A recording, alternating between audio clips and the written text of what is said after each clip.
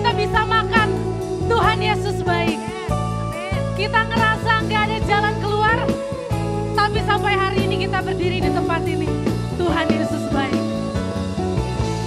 Hari ini kita mau puji nama Tuhan. Kita nyatakan kebaikannya dalam hidup kita. I love you, Lord, for your mercy never fails me.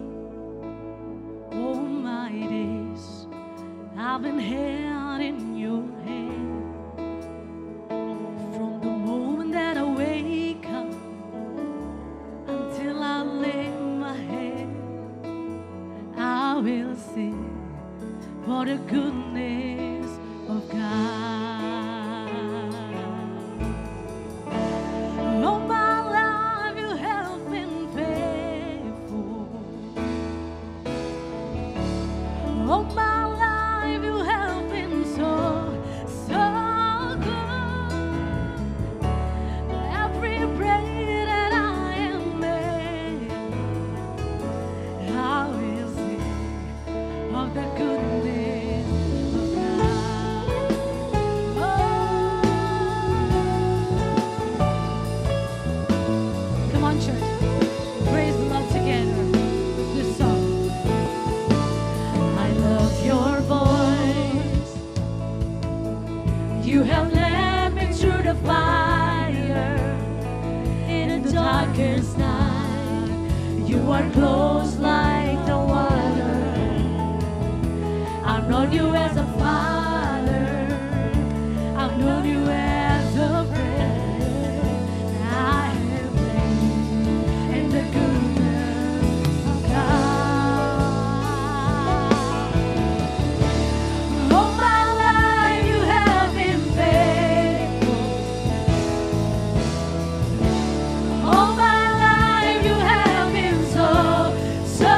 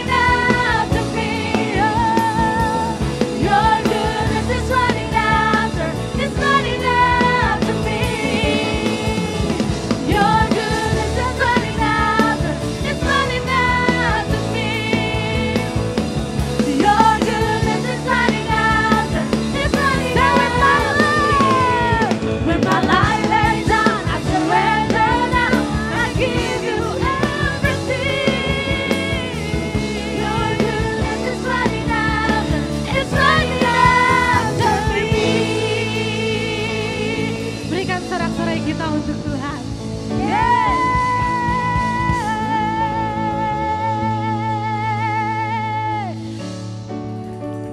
Perkara apapun dapat Dia tanggung. Tidak ada yang mustahil. Allah kita sanggup.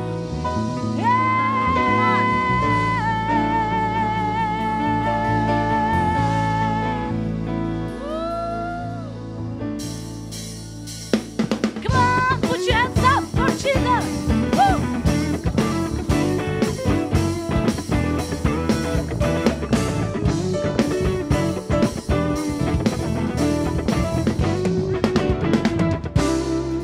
Apa indah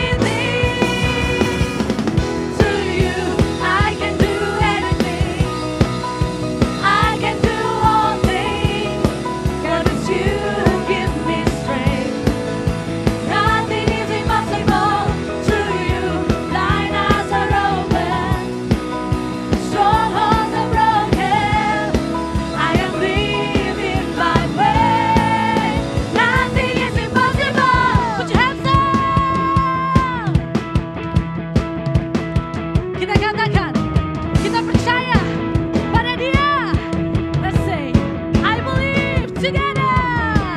I believe, I believe. I believe, I believe in you. I believe, I believe. I believe, I believe in you. I believe, I believe. I believe, I believe in you. I believe, I believe. I believe, I believe in you. To you, I can do anything. I can do all things. For it's you gives me strength. Nothing is impossible. Through you, blindness are open. Strongholds are broken. I am living by faith. Nothing is impossible. I believe, I believe. I believe, I believe in you. I believe, I believe. I believe, I believe. I believe, I believe, I believe. I believe, I believe in you. I believe, I believe. I believe, I believe in you.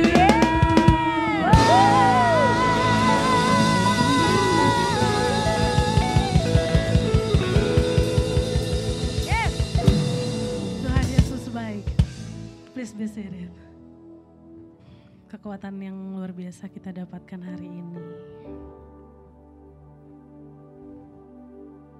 Jagalah hati kita, karena dari sana terpancar kehidupan.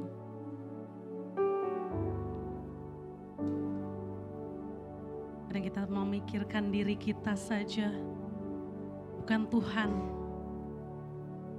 Kita yang menjadi pusatnya, bukan Tuhan.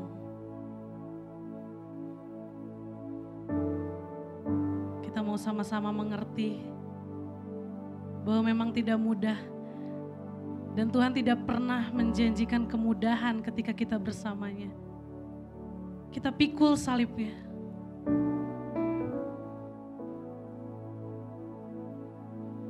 Tidak ada yang mudah.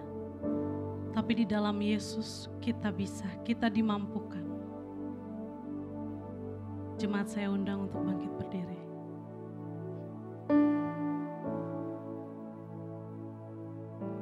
Mari kita pejamkan mata kita. Mulai hari ini, kita mau Tuhan saja yang jadi fokus kehidupan kita. Bukan lagi diri kita. Kita mendengar suaranya, mendengar petunjuknya.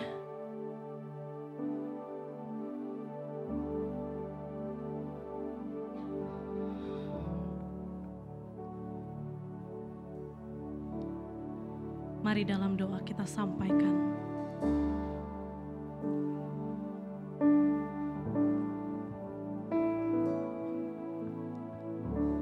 Tak selalu Tuhan menjawab doa, tapi Dia beri yang terbaik di waktu yang tepat.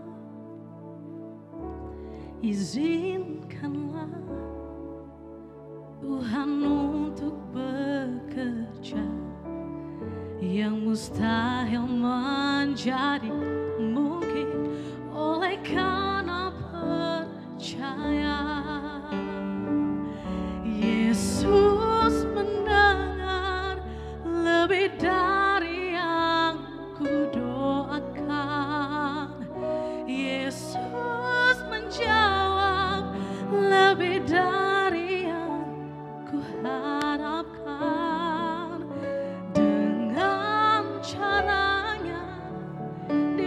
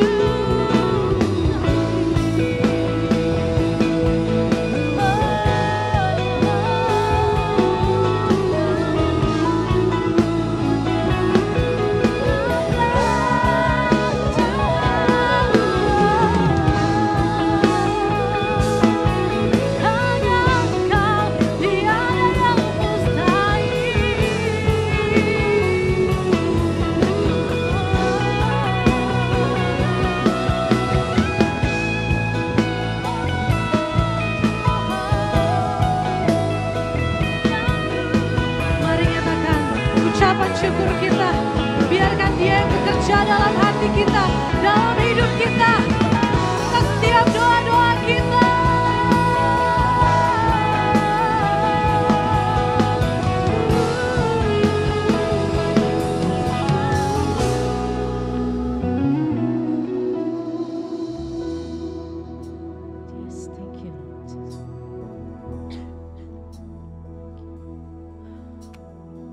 Yesus, hanya Kau yang kuandalkan, melebihi siapapun juga. Yesus, hanya Kau yang ku percaya, di setiap waktu tiada lain yang ku andalkan selain Kau. Yesus, hanya Kau yang ku andalkan, yang ku melebihi siapapun juga. Yesus, hanya Kau yang ku percaya.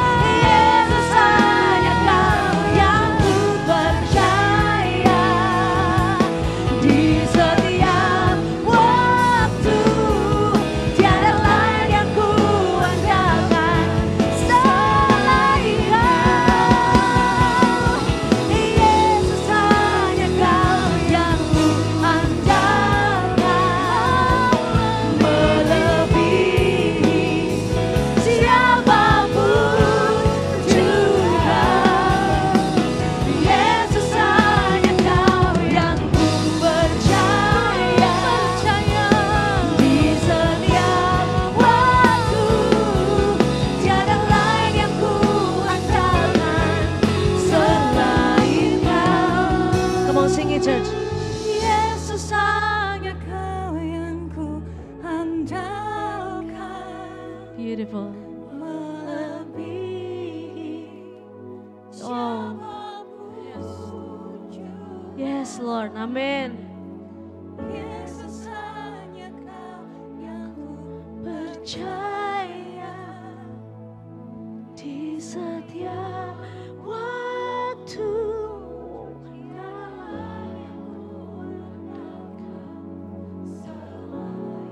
Katakan sungguh-sungguh dari hatimu.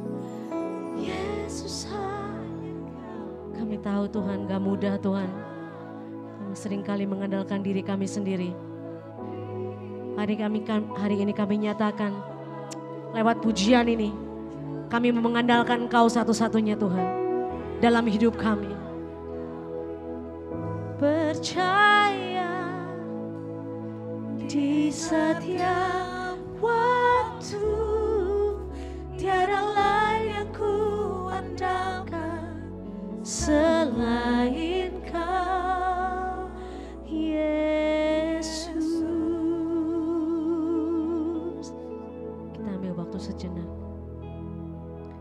Betulkah hidup kita sudah mengandalkan Dia?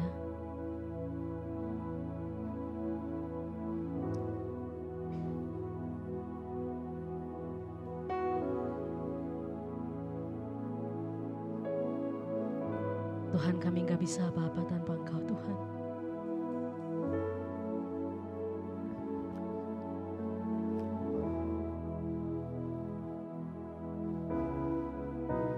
Thank you Tuhan Yesus.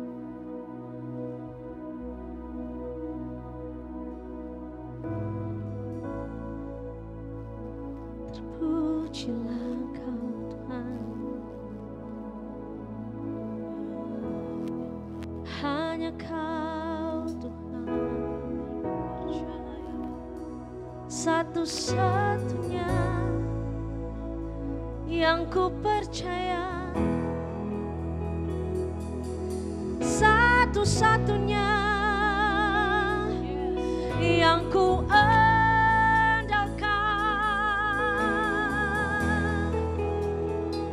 Tiada yang lain selain Kau Yesus. Oh,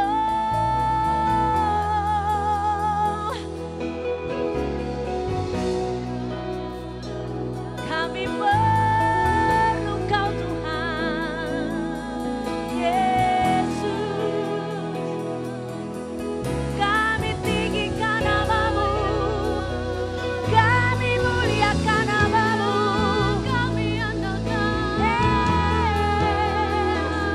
Come on, church. Come on, sing it the new song.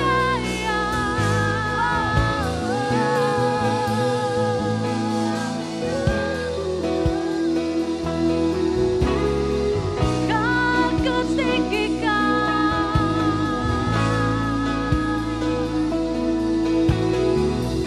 melebihi apapun Tuhan.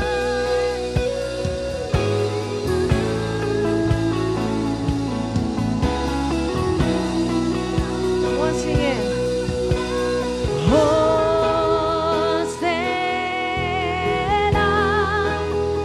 in the highest. Let our King be lifted up.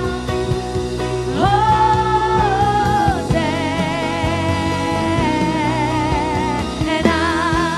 Come on, lift up your hand, lift up your voice. Hosanna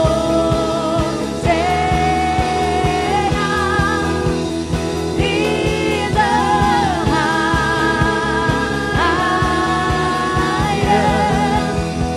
Let our King be lifted up.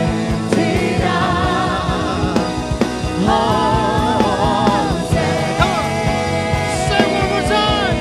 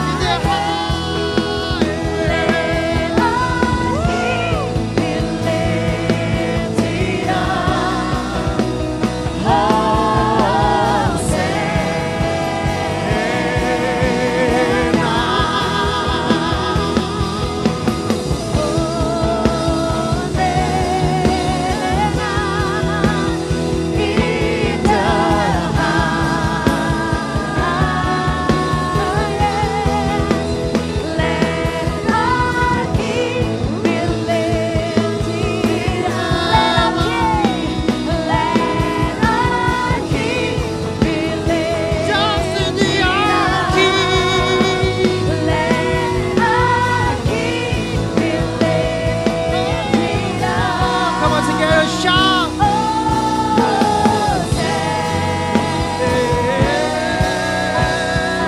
Nah, come on, give the big glass of God. Come on, cheers. Come on, give a shout, hallelujah. Shout hallelujah. Shout hallelujah. Wonderful God. Wonderful God. Father, we are so thankful for this morning. We believe that you are here and you are loving us. Tidak ada satupun di tempat ini yang terlewati oleh roh-Mu Tuhan. Setiap kami mengalami kasih Tuhan. So pagi hari ini Roh Kudus cengkeram kami untuk kami boleh mendengarkan kebenaran firman-Mu. Tidak ada pikiran yang mengembara kemana-mana. Hanya pikiran kami yang siap menerima apa yang Kamu sampaikan tengah-tengah kami. Thank you Lord, thank you, thank you, thank you. Terima kasih Bapak. Terpujilah nama Tuhan. And everybody say Amin. amen. Boleh kita kasih apresiasi buat teman-teman praise and worship yang telah melayani pagi hari ini. Wow. Saya pikir jadi teman-teman praise and worship itu tidak mudah saudara. Setiap hari Minggu perlu pagi-pagi sekali datang ke tempat ini dan mempersiapkan segala sesuatu. So, kalau pagi hari ini kita bisa beribadah dengan baik, dilayani dengan begitu indah. Saya pikir kita perlu apresiasi ya. Oh, tidak terasa saudara, kita sudah ada di end dari 2024. Rasanya baru kemarin kita melewatkan pergantian tahun 2023-2024. Rasanya baru kemarin saya pulang dari Bali waktu itu sama Charlie. Rasanya kayak sebentar tapi sekejap waktu. Kok udah mau New Year lagi ya? Tentunya saudara mengalami pemeliharaan Tuhan. Tentunya saudara mengalami kasih Tuhan. Betul tidak? Siapa di sini yang mengalami kasih dan pemeliharaan Tuhan? Lambaikan tangan saudara. Seberapa saudara bersyukur untuk pribadi Tuhan dalam kehidupan saudara? Lambaikan tangan saudara. So pagi hari ini put your eyes and put your ears and put your heart only to God. Amen. Saudara siap terima firman? Kita bersyukur di dalam era pemerintahan Bapak Prabowo. Kita punya seorang wamen dikti yang begitu luar biasa. Saya begitu inspired dengan Ibu Profesor Stella Christy. Beliau merupakan seorang profesor dan lulus dengan lulusan tertinggi. Dan beliau sekarang menjadi wamen dikti daripada Republik RI, Republik Indonesia. Dan beliau pernah menyampaikan begini, bahwa manusia itu cenderung punya ingatan short term. Dan untuk mengubah ingatan short term menjadi medium dan bahkan long term, ada salah satu cara yang bisa manusia lakukan, yaitu ada dengan mencatat, dengan interpretasi kita sendiri. Tentunya saya bersetuju dengan hal ini karena beberapa kali di tempat ini saya menyampaikan bahwa Harvard pun telah merilis sebuah jurnal dengan judul The Forgetting Curve. Bahwa kecenderungan apa yang saudara dengar di hari Minggu ini, di hari Selasa nanti saudara hanya ingat 20%. Itu pun kalau saudara catat. Berapa banyak dan saudara masih ingat dengan khotbah Koci mengenai ketaatan minggu lalu? Lambaikan tangan saudara. Praise the Lord. Praise the Lord. Bahwa mengenal Tuhan perlu diwujudkan lewat sebuah bentuk ketaatan. Karena ketaatan kita yang memuliakan Dia. So saya strongly encourage saudara. Kalau saudara memandang firman Tuhan adalah satu hal yang bisa sanggup mengubahkan kehidupan saudara. Saya strongly untuk saudara mencatat. Karena cara kita memandang dan cara kita memperlakukan firman itu menentukan seberapa powerful firman itu dalam hidupan kita. Amen. Karena saya percaya the scriptures were not given to increase our knowledge saja, but the scriptures were given to change our life. Yang percaya katakan amin. So kalau saudara masih ingat dengan khotbah saya di akhir Oktober, saya berkhotbah mengenai bergeming. Saya berkhotbah mengenai bahwa penting untuk saudara bisa diam. Lalu dilanjutkan dengan Kak Frankie Kuncoro yang the next week after, Kak Frankie menyampaikan bahwa penting untuk saudara dan saya punya yang namanya rest. Istirahat. Dan selama setahun ini kita juga belajar banyak mengenai yang namanya rest. Karena tanpa kita stop, tanpa kita diam, maka sulit untuk kita bisa mengenal Tuhan. Nah saya mau mulai dengan, kalau saudara masih ingat di khotbah saya terakhir, saya menyampaikan bahwa penting sekali untuk kita bisa berdiam mendekati hari-hari akhir. 1 Petrus 4 ayat yang ke-7. Dikatakan begini, kesudahan segala sesuatu sudah dekat, karena itu kuasailah dirimu dan jadilah tenang. Supaya kamu dapat berdoa. Saudara-saudara dan saya, we are approaching to the end of the year hari ini. Kita juga mendekati hari-hari akhir. Terlepas dari saudara percaya atau saudara tidak percaya. Hari akhir masih jauh, Vin. Tapi satu hal yang pasti, saudara dan saya mendekati hari itu. Karena namanya waktu tidak pernah stop dan tidak pernah bergerak mundur. Atau adakah di antara saudara yang mengalami namanya waktu mundur? Pagi hari ini saya pergi sama istri saya. Kami lewat jalan kelenteng. Dan istri saya lihat banyak oma-oma dan opa-opa berjalan di jalan kelenteng. Dan istri saya lihat ada oma-oma jalannya gini. Dan itu penting saudara untuk saudara nge-gym ya. Lalu yang menarik adalah apa yang istri saya sampaikan. Takut ya menjadi tua itu. Menua itu mengerikan ya. Interesting right? Tapi satu hal yang pasti bahwa saudara dan saya Every day we're getting older. Kita semakin menua, betul tidak? Nah, Rasul Paulus mengatakan karena saudara dan saya bergerak maju mendekati hari-hari akhir, kuasai dirimu supaya kamu dapat, sama-sama katakan, berdoa. Kita nggak tahu 2025 seperti apa. Bahkan 1 jam dari sekarang kita pun nggak tahu seperti apa. Kemarin malam saya tidur sama anak saya Warren. Dan Warren bertanya tentang megatrust, gempa bumi. Kapan megatrust datang, Pak? Saya bilang nggak tahu. Bisa 1 menit lagi, bisa 2 menit. We never know. Kita nggak bisa tahu. Tapi satu hal yang pasti bahwa segala sesuatu is not become easy. Tapi segala sesuatu akan semakin challenging dalam kehidupan. Oleh karena itu Rasul Paulus bilang, kuasai dirimu. Jadilah tenang supaya kamu dapat berdoa. Rupa-rupanya kalau kita tidak tenang, sulit bagi kita untuk bisa berdoa. Dan berdoa saya percaya adalah sebuah hal yang prinsipal, yang fundamental, yang saya yakini saudara mempercayai doa merupakan sesuatu yang vital. Ada yang katakan doa itu nafas. Tadi saya suka Cica mengatakan tanpa nafas tidak ada kehidupan. Ada yang katakan doa itu adalah kehidupan orang percaya. Saya kemarin sempat bertanya kepada beberapa jemaat di UCC. Saya tanya, for you what is pray? Saya tanya, mungkin ada beberapa yang dapat WA saya. Dan mereka menyampaikan, wah doa itu nafas. Doa itu komunikasi kita dengan Tuhan. Doa itu sesuatu yang sangat very close, very intimate. Gak ada yang salah dengan itu. Itu baik. Namun pertanyaannya, pagi hari ini, sebenarnya saya mempersiapkan sebuah khotbah yang berbeda tentang sonship. Tapi waktu saya berdiam di hadapan Tuhan dan ada sebuah kata yang kuat dalam batin saya mengenai pray. So pagi hari ini saya mau ajak saudara melihat suatu hal yang basic. Suatu hal yang very simple, very classic.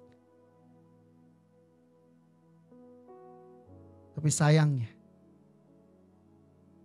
begitu banyak orang yang sudah meninggalkan kehidupan berdoa. Pertanyaannya, apakah kita menghidupi dan menenggelamkan diri dalam kehidupan yang berdoa? Sebuah pertanyaan yang gak perlu dijawab. Namun ini sesuatu yang baik untuk saudara dan saya renungkan. Untuk saudara lihat dalam kehidupan saudara, kehidupan kita, dan cara hidup kita berjemaat. Karena sebuah badan penelitian Kristen bernama Barna Institute meneliti dari 2010 from now sampai sekarang sudah 45 juta orang Amerika dan bahkan di seluruh dunia meninggalkan kehidupan berdoa. Oleh karena itu kemarin saya sempat pergi bersama dengan kawan saya dan saya enggak tahu saya awalnya ngobrol apa, tiba-tiba dia ngomong gini, tahu nggak Vin? Betul loh, itu yang di Eropa itu gereja-gereja mulai ditinggalin dan dijadiin clubs buat tempat dugem katanya. Terlepas dari data ini betul atau tidak, tapi ini sebuah data dan yang perlu kita renungkan bersama. Soal kita judul khotbah saya pagi hari ini adalah Do We Pray? Menjadi doa dan harapan saya saudara pulang dari pagi hari ini, siang hari ini, saudara tidak dipenuhi dengan konsep yang bombastis tentang doa. Tapi saudara hanya dipenuhi dengan 3 kata pertanyaan ini. Do we pray? Saya berdoa UCC tidak menjadi jemaat yang penuh secara pikiran. But I truly pray UCC boleh menjadi jemaat yang penuh di dalam hati saudara. Amen. Tadi Cicen juga mengatakan demikian.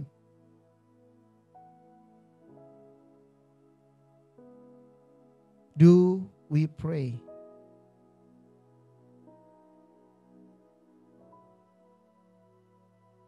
Karena ada yang katakan sama saya, mungkin saudara pernah dengar, atau saudara waktu bersama-sama dengan sahabat saudara, doa. Jangan saya. Katanya doa itu nafas. Kalau nggak nafas kan mati ya. Tapi waktu disuruh bernafas, jangan saya. Kamu aja. Kamu lebih bagus doanya. Emang ada doa bagus, doa enggak bagus? Oh jangan saya ngedoain. Dia aja, dia pendoa. Saya enggak. No. I truly believe everyone who are believers, you are a prayers. Karena doa bukan sekedar perkataan saudara. Doa bukan sekedar attitude saudara melipat tangan memejamkan mata. Tapi doa adalah part dari kehidupan orang percaya. Doa is the way of life of believers. Doa ada sesuatu yang gak bisa dilepaskan dari orang percaya. Jadi kalau saudara dikatakan saudara orang percaya, maka saudara berdoa. Bahkan doa merupakan sebuah bentuk kepercayaan kita kepada Tuhan, betul tidak? So jadi sekarang, kalau ada yang disuruh doa, gak ada kaoci, gak ada cincin, ya doa. Oke?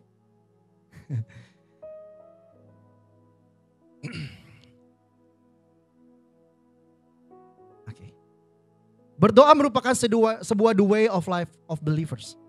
Nah, kenapa saya perlu penting untuk melepaskan statement ini di awal? Karena saya melihat, saya mulai mengamati doa itu hanya menjadi sebuah seperti occasion. Sewaktu-waktu kalau diperlukan baru saya berdoa.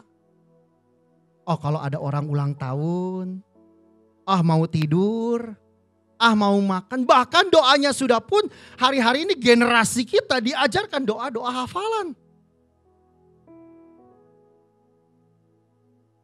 Our Father in heaven, thank you for this food today. In Jesus name, amen. Dari kecil anak saya diajarkan dari sekolahan, enggak salah. Tapi kita sebagai parents perlu mengajarkan doa yang benar. Karena ada perbedaan yang besar antara saying a word of prayer and praying. Mungkin saudara bisa 1 jam, saudara berkata-kata tentang doa. Tapi saudara sesungguhnya saudara gak sedang berdoa. Kenapa saya katakan demikian? Karena sekalipun saudara memperlepaskan kata-kata doa saudara, kalau pikiran dan atensi saudara tidak tertuju kepada satu pribadi, that's not pray.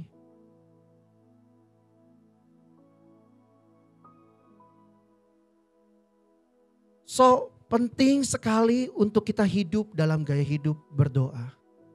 Saya suka dengan sebuah quotes dari seorang hamba Tuhan bernama Corrie ten Boom. Dia mengatakan gini, is prayer your steering wheel or spare tire? Apakah doa adalah kendali utamamu, which is kalau kita punya kendaraan, gak ada setirnya saudara, cobain. Sekarang lagi ramai mobil listrik. Teknologi China begitu luar biasa, ada mobil listrik bisa off-road. Betul Kau Ci ya? Nah, ini pasti udah tahu ya. Oke. Tapi coba, ada gak teknologi yang mobilnya gak ada setirnya? Saya belum dengar. Jalan sendiri otonomous udah, tapi pun ada kendalinya kan. Is prayer steering wheel or only the spare tire? Which is apa? Spare tire kalau lagi gak dipakai gak usah. Gak usah dikeluarin. Tali kalau bocor, kalau lagi ada musibah, kalau lagi ada kesulitan, kalau lagi ada tekanan. Kayaknya kita perlu berdoa deh. Apakah kau pandang doa hanya sebatas itu? No doubt, kekristenan hari-hari ini gak tajam. Kekristenan hari-hari ini memble. Kekristenan hari-hari ini hanya penuh di kepikiran saudara.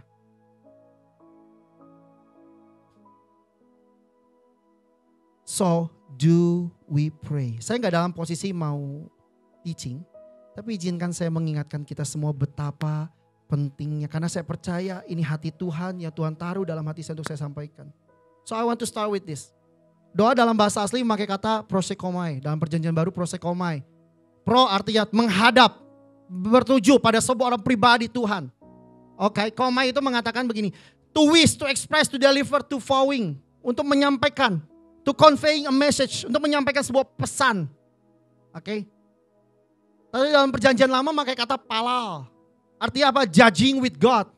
The silver lining between perjanjian lama dan perjanjian baru adalah bersama-sama dengan Tuhan. So artinya berdoa apa? Artinya berdoa you come face to meet to God. Kau berjumpa dengan Tuhan face to face. Kau menjumpai Tuhan. Berdoa berarti begini, memposisikan hati dan kesadaran kita untuk menjumpai Tuhan dan menikmati perjumpaan dengan Tuhan agar kehendaknya dinyatakan di bumi. It is so important as believers. Saya tidak tahu selama setahun ini apakah ada dilepaskan tentang doa. Tapi sebagai tubuh Kristus kita perlu belajar how important prayer is. Betapa saudara dan saya perlu menghidupi yang namanya kehidupan berdoa. Tadi saya suka dengan Cincin telah meneladani, memberikan sebuah teladan. Waktu Cincin berjumpa dengan kesepakatan bisnis, berdoa. Dan bahkan kamu sama-sama Kristen, berdoa dulu. Mestinya kata-kata berdoa dulu itu bukan menjadi sesuatu yang asing di dalam kehidupan orang percaya. Saya kemarin pergi touring sama Vincent. Saya bilang, Vincent, papa suka sekali tempat di daerah sini. Kita pergi lewat satu daerah Lembang. Saya stop sebentar. Vincent, let's pray. Ya Allah, papa cenah.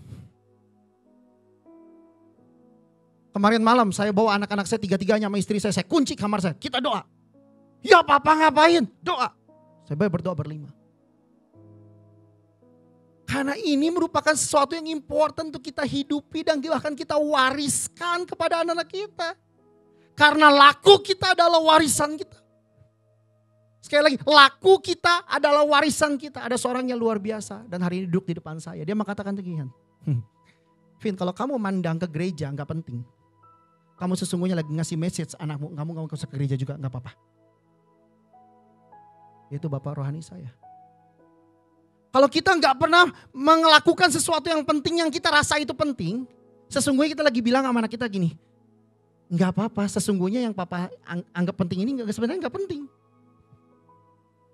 Karena laku kita adalah warisan kita. Terlepas dari anak saya komen apapun. Doa. Saya berdoa. Bapa, I love this place. I really want to have house in this place. Karena bisa lihat Bandung. Doa nggak nyampe 5 menit. Doa hujan ditemani hujan-hujan gerimis. Kau Vincent itu.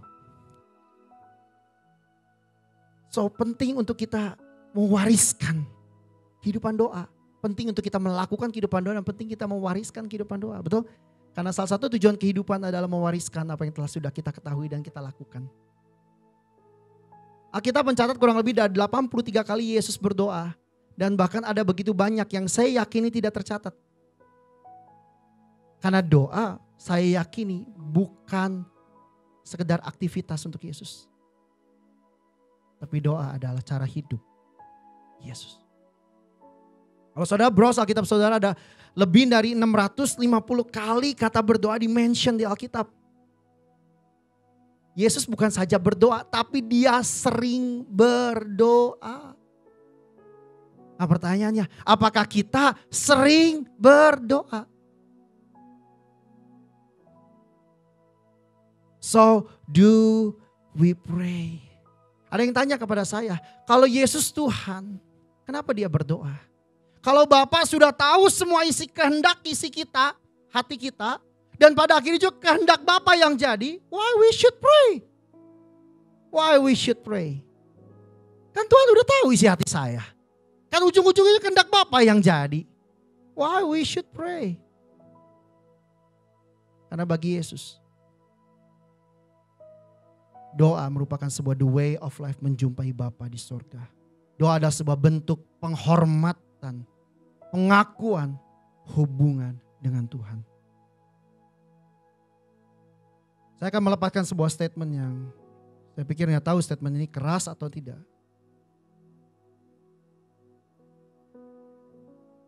If we forget the prayer, we literally forgetting God.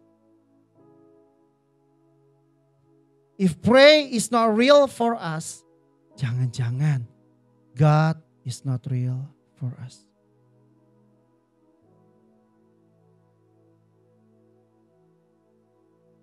Kalau kita melupakan yang namanya doa, cara kita memandang apa itu doa, itu berkaitan erat dengan cara kita memandang Tuhan. Kalau kita hanya memandang doa sebagai alat seperti mantra, apa bedanya Tuhan dengan jin?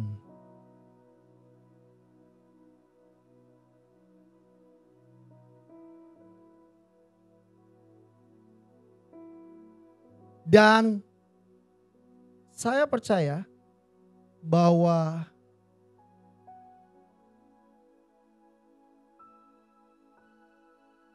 doa merupakan sebuah relation dengan Tuhan. Gak lebih dari itu. Kalau kau bilang kau punya relation dengan Tuhan, do you pray? Do you pray? Kalau saudara masih bilang doa menjadi beban, berarti kau bangun hubungan dengan Tuhan beban.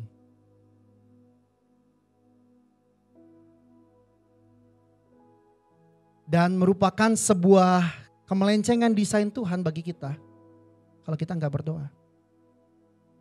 It is a sin bagi kita kalau kita nggak berdoa. 1 Samuel 12 ayat 23 mengatakan demikian. Mengenai diriku, semoga aku jangan sampai berdosa terhadap Tuhan karena tidak mendoakan kamu. Saya percaya, berapa banyak saudara percaya desain Tuhan dalam hidupan saudara menjumpai Dia. Berapa banyak saudara percaya bahwa desain Tuhan bagi hidup saudara berdoa. Kalau kita tidak berdoa berarti ada sebuah kemelencengan desain dari desain Tuhan, and it is a sin.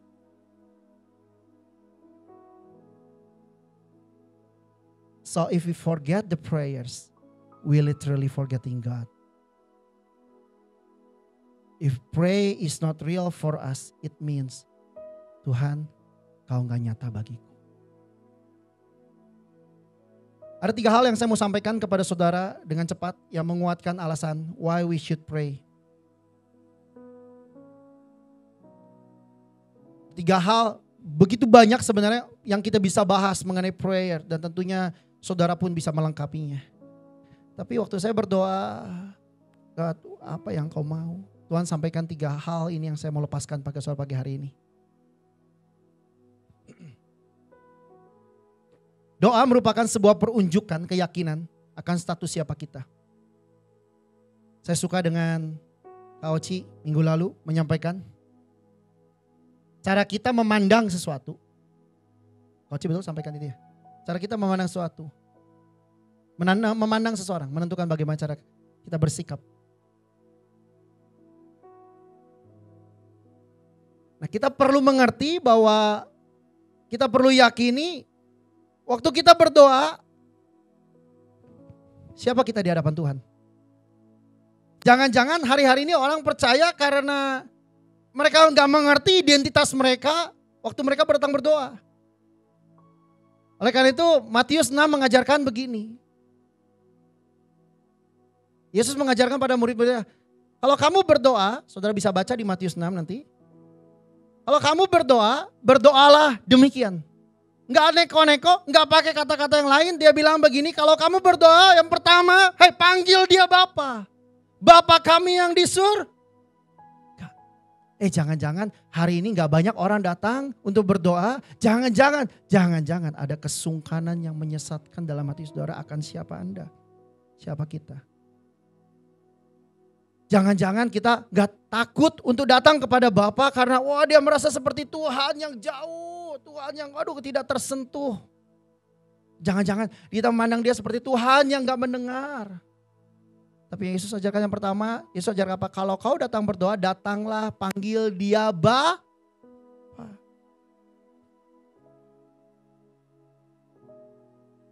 Karena keraguan identitas saudara akan menentukan bagaimana cara saudara bersikap. Saya punya kamar tidak pernah dikunci, berapa kali saya sampaikan tempat ini. Kecuali kalau saya mau ada hubungan intim sama istri saya baru saya kunci, saudara. Tapi selebihnya saya nggak pernah kunci kamar saya. Even saya lagi mandi, anak saya bisa masuk ke depan kamar mandi saya, dia bisa pakai papa. Anytime mereka bisa naik ke ranjang saya, mereka bisa loncat-loncat di ranjang saya. Mereka bisa peluk saya, cium saya. Anytime. Mereka yakin bahwa Bapaknya akan selalu menerima dia. Mereka yakin Bapaknya akan selalu senang ketika berjumpa dengan anak-anaknya. Ada sebuah rasa pede, ada sebuah rasa percaya, confidence yang kuat yang dilahirkan dari seorang anak. Nah, Tuhan ajar begini, kalau kamu berdoa panggil gini, Bapa. Kenapa enggak panggil sayang? Kenapa enggak panggil yang lain? Kenapa panggil Bapa? Kenapa kedekatan itu digambarkan sebagai kedekatan antara bapa dan anak. Roma 8 ayat 15 mengatakan gini, saya suka dari terjemahan Inggris. For you did not receive a spirit that make you slave again to fear. But you receive, sama-sama katakan saya, spirit of sonship. Aduh, saya suka kata-kata ini, spirit of sonship. And by him we cry, Abba, Father. Kamu tidak lagi menerima roh perbudakan. Amen. Tapi kamu dan saya adalah anak-anak Tuhan. Yang percaya katakan amin. We are not longer orphans. Saya tidak tahu berapa di antara saudara yang mungkin hidup tanpa seorang ayah, tanpa seorang ibu. Tapi saya mau kasih tahu begini. Saudara dan saya punya ayah yang begitu luar biasa yang baik yang ada di sorga. Dan Bapak mau untuk waktu saudara pray, waktu saudara berdoa. Seringkali saya perhatiin kalau beberapa rekan berdoa gitu. Saya lihat cara kita berdoa. Saya nggak lagi bilang bahwa manggilnya harus Bapak. Mungkin manggil juga Tuhan gak apa-apa. Tapi bicara kita memposisikan dan memandang secara batin. Itu menentukan berapa saudara dekat. Nah, kedekatan itu digambarkan sebagai seorang bapa dan anak. Kedekatan yang bukan sekedar berasal dari ikatan perjanjian, kontrak dan sebagainya, bukan saudara. Kalau suami dan istri awalnya dari ikatan, suami dan istri juga pendekat, to become one. Tapi waktu itu saya pernah diskusi sama koci-koci, pernah dengar ada kata bekas istri, bekas suami? Pernah ya? Tapi gak ada kan yang namanya bekas anak. Artinya apa? Sekalipun seorang anak tidak mengakui dia ayahnya, apakah seorang anak bisa mengeluarkan DNA ayahnya dari tubuhnya sendiri? Belum ada teknologi yang bisa gitu. Mau gimana seorang anak pasti mewarisi DNA ayahnya. Seorang anak mewarisi DNA ayahnya. Saudara dan saya mewarisi DNA Kristus. Dan when you come to him, call him Father, our Father in heaven. So pagi hari ini saya mau bilang begini. Doa adalah sesuatu yang dekat. Doa adalah sesuatu yang natural. Saudara sebagai anak berjumpa dengan ayah saudara. Doa adalah seperti seorang anak menjerit papa. Doa sama seperti seorang anak manggil pa. Sama seperti anak saya sedikit-sedikit, papa, papa. Seperti anak saya masuk ke kamar saya, pa. Seperti anak saya bilang, pa dan pa. Apakah mereka menyampaikan keinginan, apakah mereka ngobrol, apakah mereka cerita, apakah mereka curhat, apakah mereka apapun, apakah mereka minta nasihat, that's a prayer. Kedekatan yang begitu dekat. Tapi Vin, aku gak layak. Tapi Vin, aku feel aku so dirty. Aku feel so condemned. Aku feel so intimidated. Efesus 1 ayat 6 katakan apa? Bahwa saudara dan saya akan selalu diterima oleh Bapa karena darah Kristus. Efesus 1 ayat yang ke-6 dikatakan, to the praise of the glory of his grace where he had made us accepted in the beloved of Jesus Christ. Berapa yang saudara percaya pagi hari ini saudara punya Yesus dalam hidup saudara? Lambaikan tangan saudara. Cukup itu yang saudara megahkan dan banggakan dalam hidupan ini. Gak perlu yang lain. Saudara banggakan Bapak rohani saudara, Bapak rohani bisa kecewakan saudara. Saudara banggakan gereja bisa kecewakan saudara. Saudara banggakan kekayaan apapun yang saudara punya, semua bisa mengecewakan saudara. Tapi ada satu pribadi yang gak akan pernah bisa kecewakan saudara, itu Yesus Kristus Tuhan. Dan itu cukup bagi saudara. Sampai hembusan nafas terakhir saudara di bumi ini. Amen. Tapi karena Yesus, kita beroleh ready access to God. Kita beroleh yang namanya prostagog. Kita beroleh yang namanya prostegoge, akses. Sebuah akses untuk kita jumpa Bapa. Bayangan kamu tadi yang katakan, kita yang katakan tadi, I'm dirty, I'm gak layak. Aku tertindas, aku dijauhi, aku ditolak oleh masyarakat. Kamu punya akses jumpa Bapa di sorga lebih daripada apapun. That's our Father in heaven. Wow. Yang kedua, doa bersifat personal intimacy. Matius 6, masih di Matius 6. Kalau engkau berdoa, masuk ke dalam kamarmu, shut the door. Dan berdoalah kepada Bapamu yang ada di tempat tersembunyi, maka Bapamu yang melihat yang tersembunyi akan membalasnya kepadamu. Keyakinan kita akan kehadiran Bapa yang menjumpai kita. Dan Bapa gak pernah tolak kita. No matter what our circumstances, no matter whatever our condition, no matter engkau merasa dirimu sekotor apa, sedirty apa, tidak layak apa. Untuk kau berdoa, tutup kamar, masuk kamar. Tidak perlu ada yang lihat, tidak perlu pembuktian, tidak perlu postingan, tidak perlu kau umbar bahwa kau punya hubungan dengan Tuhan. Karena apa firman Tuhan? Whatever you do in the secretly, one day it will be fruitfully publicly. Apapun yang kau lakukan di dalam, apa itu? Bukan kerahasiaan. Di dalam sesuatu yang secret bersama dengan Tuhan, suatu hari kelak, buah akan terlihat dengan sendirinya. Waktu kau menghadapi situasi, waktu kau menghadapi goncangan, buah akan terlihat dengan sendirinya. Dan waktu kau tutup pintu, waktu kau tidak izinkan orang ganggu kamu, waktu kau tidak izinkan orang ganggu kita punya hubungan dengan Tuhan, artinya kau sedang menghargai waktu kau sedang dealing with the Father. Saya suka dengan papi saya. Papi saya bukan seorang yang very Christian atau gimana. Dia tumbuh fatherless. 2000, saya lupa tepatnya 2010, 2011. Kami keluarga ngalamin goncangan cukup besar. Dan satu kali saya turun, itu saya belum married, berarti bukan segitu ya, belum married. Saya masih tidur, bukan tidur papi saya, tidur di dalam rumah papi saya. 2005 berarti kurang lebih 2005. Satu kali saya turun ke dekat kamar papa saya, kamarnya terkunci. Lalu saya iseng, saya buka. Papi saya sedang berlutut berdoa. Dan many times saya melihat hal itu terjadi. Dia gak bilang, dia gak pengumuman papi mau berdoa dulu, enggak. Papi saya mengerti ayat ini. Kau berdoa tutup pintu. Dan saya lihat papi saya nangis, papi saya berdoa. Mami saya, kalau kita ngalamin goncangan, ajak anak-anak ke kamar, tutup pintu, kunci. Berlutut berdoa bersama, nangis sama-sama. Waktu papi saya narkoba, papi saya di penjara, mami saya ajak ke rumah, ke kamar. Let's pray, Vin. Let's pray. Waktu cici saya ngalamin goncangan, let's pray. Kalau saya flashback hari ini lihat ke belakang. Wonderful apa yang Tuhan lakukan. Gak pernah terpikirkan. Gak pernah. Badai akan pasti selalu ada udahnya, badai. Amin. So, when you pray, masuk ke dalam kamarmu, tutup pintu.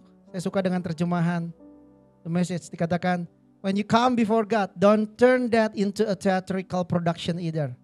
All these people making a regular show out of their prayers, hoping for 15 minutes of fame. Do you think God sits in the box seats? Ini kayaknya penganut CGV ya. Here's what I want you to do. Find a quiet, secluded place so you won't be tempted to role play before God. So many times I pray, Tuhan, cuma pakai celana pendek, saudara. So many times saya sampaikan tempat ini, saya punya tempat untuk saya berdoa, yaitu di closet. Mohon maaf, bukan closet WC ya, walking closet saya. Di situ ada bench, bukan di dalam lemari baju saya juga ya saudara ya, di luar lemari baju. Tapi di situ tempat saya tampil apa adanya. Saya menangis, saya marah, saya luapkan semua apa yang ada dalam benak saya. Nah, penting untuk saudara menghargai hubungan saudara dengan Tuhan. Kalau saudara menghargai hubungan intim saudara dengan istri saudara, saudara masuk, saudara tutup kunci pintu, dan pikiran saudara enggak mengembara kemana-mana. Saudara hanya tertuju pada istri saudara, menikmati. That's prayer. Saudara Rasul Paulus bilang, kalau kamu mau berdoa, tenang dulu. Tenang, udah tenang berdoa. Saya nggak lagi bilang dalam keadaan begini. Lalu kita bilang, oh kalau gitu doa makan harus tenang dulu, lama dulu. Enggak juga ya saudara ya. Karena bicara doa bukan sekedar bicara, bentukan yang terlihat. Tapi your position, heart position. Amen. Karena ini bicara atensimu, perhatianmu. Sometimes in prayer it's better to have heart without words than words without heart. Sekali lagi saya sampaikan, in prayer it's better to have hearts. Saya nggak tahu slide-nya ada atau enggak. Saya lupa, saya yang bikin juga ya. Oh ada. In prayer it's better to have hearts without words than words without hearts. Kalau Ci waktu itu pernah sampaikan ada sebuah film, saya nggak tahu masih ada atau enggak. Tapi judul filmnya Prayer Room. War Room, tempat berperang. Dan di situ ada sebuah scene di mana sometimes hanya tangisan. Berapa kali saya menangis di walk-in closet saya. Betapa saya geram dengan keadaan. Betapa saya frustrasi dengan situasi yang ada. Dan tentunya saudara pun pasti ada yang mengalami. Dan saya berdoa saudara mengalaminya. Saudara punya experience. Karena experience-mu ketika kau ceritakan kelak akan memberkati banyak orang. So saya berdoa saudara menangis di hari-hari depan saudara. Bahkan di Mazmur dikatakan Tuhan menampung air mata kita. Saya tidak tahu nanti kalau ketemu Tuhan di sorga. Ketemu Tuhan. Tuhan betul gak sih tampung, benar gak ditampung gitu. Karena waktu ke Israel ada ditunjukin. Yang biasa dipakai buat nampung. Betul ya Coach? Doa merupakan sebuah pengakuan kesakralan hubungan dengan Bapa. Doa merupakan pengejaran kerinduan akan hadiratnya. Doa merupakan bentuk kerendahan hati. Saudara boleh tambahkan, doa merupakan bentuk betapa kita menghormati dan membutuhkan Tuhan. Yang pertama, waktu saudara berdoa, call him as a father. Pandang dia sebagai ayah yang dekat. Tahu ya saudara, the heart of father ketika anak jumpa. I really love it. Di sini siapa yang sudah punya anak, lambaikan tangan saudara. Saudara sebal gitu kalau ketemu anak saudara? Saya punya anak umur 15 tahun. Saya sudah lama tidak di smacking down oleh dia. Suatu kali saya ada di kamar Warren dan Nathan. Suatu kali anak 15 tahun, badannya udah lebih tinggi dari saya. Dia naik ke ranjang anak Warren dan Nathan. Dan dia smacking down saya. Dan dia bertanya, Papa, aku kan sudah punya rekening BCA nih Pak. Cara transfer gimana Pak? Saya di smacking, saya peluk, saya bergulat dengan dia. You know what I feel? I feel so happy. I feel so happy. Lalu kemarin saya pergi berdua sama dia, touring kita ke Kawah Tangkupan Perahu. Dingin, 21 derajat, hujan. Yang bawa jas hujan cuma satu, dia doang, saya gak pakai. Kita makan Indomie 3, dia 2, saya 1. I feel so happy to hang out with him. Untuk ngobrol heart to heart. I'm so happy. Pulang, hujan-hujanan. Saya bilang, Vincent, pulang, mandi air panas cepet. Kami pulang jam 6 sore. Jam 2:30 kita pergi dari Bandung. Mampir dulu ke Babiu. Sebagai informasi, Babiu udah buka ya. Ya, Dan ya? Sudah? Ada diskon gak? Oh masih ya, Babiu ya. Saya mampir sana, lalu saya bilang mana? Saya pergi ke dulu Tangkupan Perahu, mau ajak Vincent touring. I love it. I love it. Dan yang ketiga, doa merupakan, dan the most important thing. Nah, cara kita memandang doa ini penting. Yang pertama tadi doa merupakan perunjukan keyakinan akan status siapa kita. Yang kedua, doa bersifat personal intimacy. Yang ketiga, the most important things. Doa merupakan kuasa pelaksanaan kehendak Bapa di bumi. Doa merupakan, saya suka dulu Koan memakai kata legalitas. Legalitas. Persetujuan bahwa kita bersetuju dengan kehendak Tuhan dinyatakan di bumi. Karena saudara saya lakukan sekerja Tuhan. Nah jangan salah mengerti tentang doa. Seringkali kita mengerti bahwa doa adalah memaksakan kehendak kita supaya digenapi oleh Tuhan.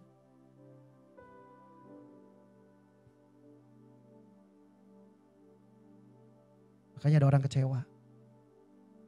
Sejauh saya berdoa, sejauh saya kenal Tuhan, 23 tahun berarti. Saya kayaknya gak pernah dikecewakan karena doa sih. Kecewakan oleh orang banyak. Ditinggalin orang lah. Tapi saya gak pernah ngerasa saya ditinggalin Tuhan dan dikecewakan Tuhan. Saya gak pernah dikecewakan karena doa, enggak. Nah, doa merupakan legalitas persetujuan kita bersepakat bahwa kehendak Tuhan yang jadi. Nanti saya akan kasih ilustrasi. Karena doa mestinya bukan berorientasi kebutuhan, saudara. Agama mengajarkan doa permintaan. Di dalam doa ya ada permintaan, tapi agama doa tidak hanya selesai pada permintaan. Tapi doa semestinya berorientasi to the His kingdom. Karena waktu kau menjumpai Bapa, sedang kau menjumpai kerajaan sorga. Waktu kau menjumpai Bapa, kau sedang mencari kerajaan Allah dan segala isinya. Dan kau minta kehendaknya dinyatakan di bumi. Kau sedang minta intervensimu ada di bumi. Aku gak bisa pakai naturalku, gak bisa Tuhan. Otakku, akalku, pikiranku, cara ngorderku, cara strategiku, cara dagangku, cara bisnisku gak bisa buahkan lagi hasil. Aku perlu intervensimu. Dan aku percaya itu sesuai kehendakmu. Betul saudara? Dan akhirnya cara-cara yang dibukakan oleh Tuhan caranya beyond our thing. Jauh dari luar pemikiran kita, betul tidak? Doa semestinya berorientasi pada kingdom. Dalam hal apa, Vin? Di dalam hal apa aja? Filipi 4 ayat 6, jangan khawatir tentang apapun tapi berdoalah untuk segala hal kan? Betul tidak? Dalam segala hal berdoalah biar kehendak Tuhan yang jadi. Karena waktu saya mengerti kebenaran ini saya mulai berubah cara doa saya. Makanya di doa Bapa kami dibilang begini, let your will be done on earth as heaven. Saudara boleh minta Tuhan mau kaya. Tuhan saya mau punya pekerjaan. Saya mau hal ini, silakan. Saya juga bilang kemarin saya doa bilang bahwa Vincent, saya menyampaikan pada Bapa di sorga bahwa kita rindu kita punya rumah di sini. Tapi jangan lupa selalu kehendaknya lah yang perlu dinyatakan di bumi. Bukan kehendak kita. Nah waktu saya renungkan ini tiba-tiba Tuhan ingatkan suatu peristiwa di mana saya mohon maaf suka pakai banyak istilah Vincent karena Vincent yang paling banyak permintaan saudara ya. Jadi Vincent satu kali dia datang ke saya ke kamar saya dan tiba-tiba dia naik ke ranjang saya dan Pak lihat nih Pak. Pak ini lihat ini Pak saya udah ngobrol sama Om Chris nih. Ada Om Chris gak ada ya? Udah ngobrol nih sama Om Chris nih. Pak ini bagus Pak gini. Pak saya pengen bikin studio Pak. Tempatnya kan udah ada tempatnya. Oke. Dengerin cerita secara panjang lebar. Terus saya tanya, terus gimana? Ya gimana Pak? Pasti terserah Papa sih. Oke, nanti Papa pikirin. Saya bisa gak beri jawab untuk oke, besok kita bikin, bisa gak? Sekalipun saya banyak uangnya saudara. Saya bisa. Tapi saya lagi mau ngajarin dia kesabaran. Saya lagi ngajarin dia yang namanya menanti. Saya mau lagi ngajarin dia percaya sama bapaknya kalau kau sudah dengar. Papanya dengar. Kalau kau sudah ngomong papa dengar. Sama seperti dia ngerengek, bukan ngerengek. Dia pernah pulang sekolah. Pak aku tuh sebenarnya ya Pak pengen touring teh Pak. Aku sama temanku baru diajak touring ke Husen naik motor. Kalau saudara punya anak 15 tahun mau naik motor dilarang sama saudara gak? Dia dilarang naik motor tapi ini kan dibonceng. Saudara larang susumputan saudara. Betul? Saya bilang oke, kamu apa? Aku mau dapat diajakin touring sama papa. Dengar sekali. Singkat cerita baru ke realisasi kemarin. Tapi kan papa dengar kan? Papa dengar. Nah yang studio tadi oke. Saudara. Yang saya suka dari analogi ini adalah gini. Ini anak menyampaikan semua yang ada di benaknya, di pikirannya kan. Tapi yang saya suka dia tutup dengan kata terserah papa. Apakah bapaknya gak mau punya studio? Mau, anak saya lagi hot-hotnya tuh main drum. Lagi loncat skillnya. Papanya akan cari tempat yang terbaik. Desain yang terbaik. Equipment yang terbaik. bikinin studio buat dia. Tapi terlepas dari itu, saya sedang ngajarkan dia namanya kesabaran, penantian, pengharapan. That's prayer. Saya tiba di menit-menit akhir. Nah saudara, penting sekali untuk kita mengerti bahwa doa merupakan persetujuan, sebuah legalitas dari kita. Kehendak Bapa yang nyata di bumi.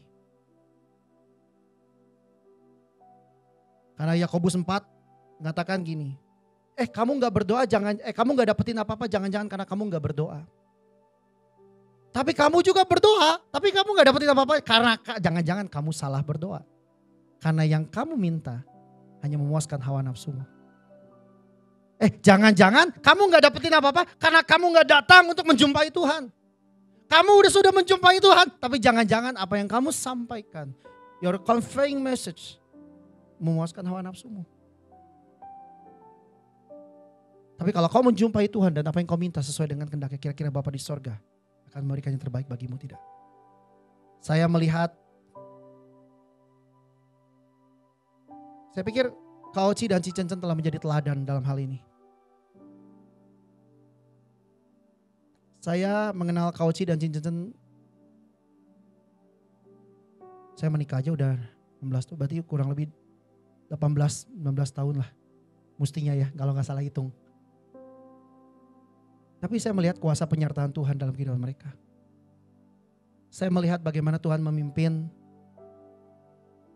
mengamati dari jauh, perlahan-perlahan. Dan saya tahu mereka punya kehidupan berdoa.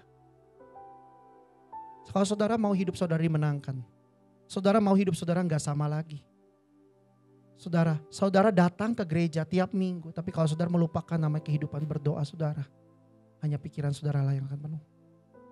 Dan tidak akan menghasilkan apa-apa. So pulang dari tempat ini, saya cuma mau bilang gini, bawa 3 perkataan ini. Tutup tahun ini, bawa 3 kata ini. Do we pray? Do we pray? Karena kalau kau berdoa dengan correctly, kalau kau berdoa dengan benar, kau berdoa dengan cara pandang yang benar, kau menikmati yang namanya doa, ketaatan hanya akan menjadi buah. Betul tidak? Terobosan hanya akan menjadi akibat.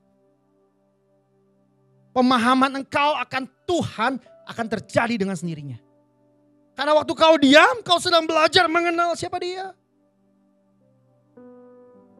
Nah di dalam doa tidak perlu selalu kadang-kadang kita yang ngomong. Sama seperti kita membangun komunikasi kita dengan Tuhan. Sometimes ada anak mesti shut and let daddy say it. Ada katanya juga daddy say it. Dan anak yang diam ada kata terbalik. Sometimes anak yang ngomong, papa yang diam. Tapi ada juga, saya ingat Nathan kemarin baru pulang sekolah. Saya sampai mobilnya datang. Istri dengan 3 anak, saya bersyukur punya istri begitu tangguh. Kalau saya mungkin udah emosi juga ya. 1 depan, 1 tengah, 1 di belakang. Yang satu baut, yang belakang baut. Yang kedua tiba-tiba baut, dia buka pintu, dia turun, dia peluk saya. Dan cuma nangis. Saya bingung ini kenapa. Saya tanya Cencen, gak tahu. Cuma nangis. Saya beri waktu dia buat nangis. Saya gak tanya lagi kenapa, karena gak mau ngomong. Sampai akhirnya nangis selesai dan dia mulai tenang. Dia bilang begini, I do wrong things to Warren. I say a bad word to Warren. Oke? Say sorry dong. Udah sesimpel itu. Sometimes mungkin kau datang sama Tuhan cuma menangis. Tapi doa harus intentional. Doa memang sesuatu yang natural dalam kehidupan kita. Sama seperti anak ngobrol sama bapak, sesuatu natural kan. Tapi kalau gak pernah terkondisikan untuk ngobrol, bisa terjadi dengan sendirinya gak? Pak diam-diam, terus tiba-tiba, I got it. Yeah. No. Doa has to be intentional. Doa gak akan terjadi secara naturally tiba-tiba dalam kehidupan saudara. No. Saudara diam, tiba-tiba saudara doa. Atau saudara sibuk melakukan aktivitas saudara, tiba-tiba saudara berdoa. Tidak akan terjadi. Saudara perlu yang namanya intentional. Kayak di rumah Kak Oci, ada namanya ruang membaca mungkin jadi tempat berdoa kali. Ya deh, betul ya, ruang membaca kan. Tapi doa harus terjadi secara intentional. Saya nggak lagi mau bahas dulu tentang doa secara korporat, tetapi atau komunal, tapi saya lagi bicara tentang doa personal. Saya akan tutup dengan sebuah kisah. Saya minta saudara untuk perhatikan dalam menit-menit akhir ini. Pada hari itu Hizkia jatuh sakit dan hampir mati. Saudara masih ingat dengan kisah itu? Oke, lalu Nabi Yesaya datang. Tuhan bicara kepada Nabi Yesaya, sampaikan kepada Hizkia bahwa engkau akan mati. Bilang pulang pada keluargamu, bilang engkau akan mati. Saya baca aja ayatnya ya. Pada hari-hari itu Hizkia jatuh sakit dan hampir mati. Lalu datanglah Nabi Yesaya bin Amos dan berkata kepadanya, beginilah firman Tuhan. Sampaikanlah pesan terakhir kepada keluargamu, sebab engkau akan mati. Tidak akan sembuh lagi. Bayangkan kalau saudara di ultimatum oleh dokter, engkau akan mati dan gak akan sembuh lagi. Bagaikan petir di siang bolong. Lalu Hizkia memalingkan mukanya ke arah dinding. Dan ia berdoa kepada Tuhan. Ia berkata, Tuhan, ingatlah kiranya bahwa aku telah hidup di hadapan-Mu dengan setia dan dengan tulus hati. Bahwa aku telah melakukan apa yang baik di mata-Mu. Kemudian menangislah Hizkia dengan sangat. Udah cuma gitu kan, Hizkia ngomongnya. Lalu berfirmanlah Tuhan ke Yesaya. Pergilah dan katakanlah kepada Hizkia. Beginilah firman Tuhan Allah Daud bapa leluhurmu. I heard your prayer and I've seen your tears. Wow. Terus saya coba ayat ini terakhir. Saya waktu siapkan. Lalu janji Tuhan sesungguhnya aku akan memperpanjang hidupmu 15 tahun lagi. Tapi Roh Kudus bicara gini. Apakah the most important adalah jawaban doa 15 tahun lagi? Enggak, Hizkia juga gak minta. Apakah kita happy waktu Tuhan kasih 15 tahun lagi? Iya happy. Tapi yang pelajaran yang saya dapat dari ayat ini adalah gini. Waktu Hizkia terima kabar. Look at me. Dia terima kabar sesuatu yang challenging dalam kehidupannya. What he did? Dia malingkan muka. Menghadap dinding. He looks nobody. He looks nobody. Dia lihat dinding, hanya dinding. Dan he pray to God. Dan dia menghadap Tuhan. Waktu Tuhan bilang, oh Tuhanku yang agung. Tuhanku, bolehlah aku mintalah Tuhan. Supaya jangan seginilah Tuhan. 10 tahun lah, 100 nego lah.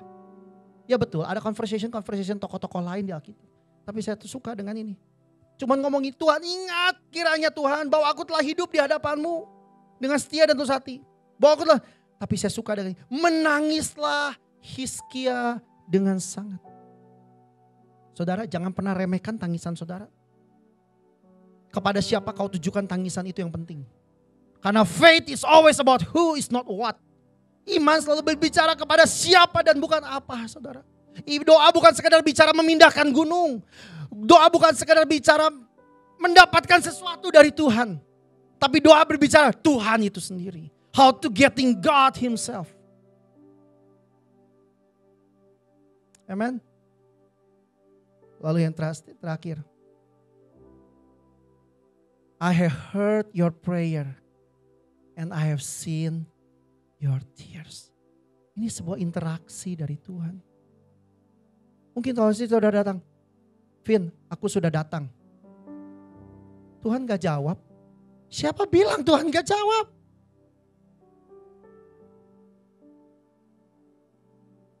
Apakah penting bagimu jawaban Tuhan atau pribadi Tuhan? Answer yourself. Sebegitu pentingnya jawaban Tuhan bagimu atau betapa pentingnya Tuhan bagimu? Betul tidak? Kalau kau berdoa selama setahun dan Tuhan tidak jawab apapun, apakah kau kehilangan kepercayaan Tuhan ada? Betul. I heard your prayer and I have seen your tears. Kita terus sejenak di hadapan Tuhan. Pagi hari ini kami selesai berbicara terkait doa. Imamu terbatas, klasik, basic, but it's fundamental dan ini sesuatu yang Tuhan mau untuk kami sampaikan tengah-tengah jemaat-Mu. Kami tidak mau menjadi jemaat yang penuh di dalam pemikiran berbagai hal tentang pengetahuan tentang Tuhan. Tapi kami rindu untuk kami boleh menjadi jemaat yang melakukan kebenaran Engkau. Kami jadi jemaat yang punya hubungan yang intens dengan Engkau. Bapak, kami berdoa biarlah pagi hari Roh Kudus, apa yang telah kami dengar, apa yang telah kami bicarakan di tempat ini, Engkau sendiri kan yang mengajarkan kami di dalam nurani kami, di dalam batin kami. Engkau sendiri yang memberikan keinsafan kepada kami. Sebuah langkah pertobatan untuk kami ambil dalam kehidupan kami. Kalau dalam kehidupan ini kami banyak melenceng, kalau dalam kehidupan ini kami banyak tidak melakukan apa yang jadi kebenaran firman-Mu, Roh Kudus pagi hari ini, ialah sungguh Roh-Mu mengusik nurani kami untuk kami berujung kepada ketaatan dalam kehidupan kami, Tuhan. Karena kehidupan kami semestinya menceritakan tentang kemuliaan Tuhan dalam kehidupan kami. Terima kasih buat firman pagi hari ini. Roh-Mu berbicara dalam kehidupan kami. Sebentar kami akan sama-sama melakukan perjamuan.